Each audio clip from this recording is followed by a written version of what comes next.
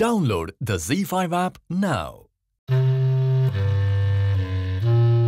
Zee मराठीवरील रात्रीस खेच आले 2 मध्ये हळदीच्या भांड्यात लाल पाणी बघून सगळेच जण घाबरलेले असतात. इथे अण्णा दारू पिऊन घरी येत असताना मागून आवाज येतो, मात्र तिथे कोणीच नसतं. नंतर कुत्र्याच्या ओरडण्याचा आवाज येतो. अण्णा त्या दिशेने दगड मारतात आणि निघून जातात.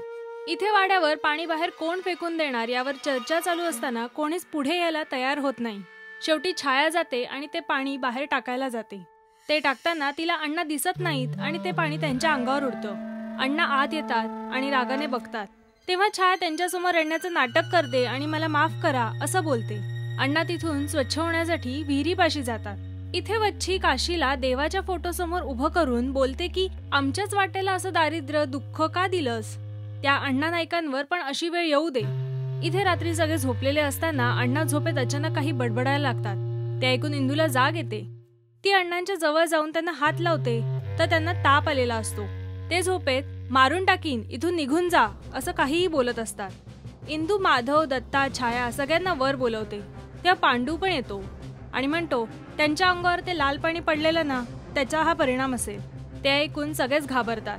हे सगळं छायामुळे घडतंय असं इंदू तिला बोलते आणि तिला तिथून जायला सांगते. दत्ता त्याच्या डोक्यावर पाण्याच्या घड्या ठेवतो. तितक्यात अण्णा रागाने उठतात आणि बंदूक हातात घेतात. ती बंदूक ते सगळ्यांवर रोखून धरतात आणि सगळ्यांना तिथून जायला सांगतात. आगामी भागात काशीचं लग्न होतं आणि वच्छी त्याच्या लग्नाची वरात घेऊन नायकांच्या वाड्यावर पोहोचते आणि तिथे नाचायला लागते.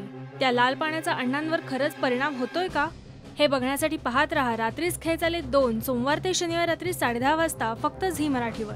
आणि मराठी टेलिव्हिजनच्या ताज्या घडामोडी पाहण्यासाठी सबस्क्राईब करा राष्ट्रीय मराठी शोबस.